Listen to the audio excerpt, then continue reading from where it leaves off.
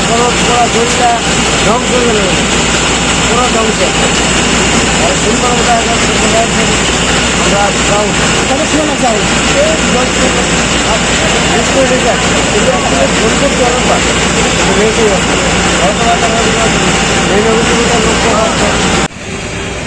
খুবই আগুন।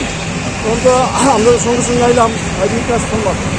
তখন আমরা এদিকে বসে সঙ্গে সঙ্গে আমরা কোন রুমের থেকে ফোন করছে লাইট কাটবার লাগি, তারপর আমরা দৌড়ে আগুনটা কিসে লেগেছিল? ট্রান্সফরমার নিচে। এখন কি ঠিক আছে সব? এখন তো আগুন নাই দেখলাম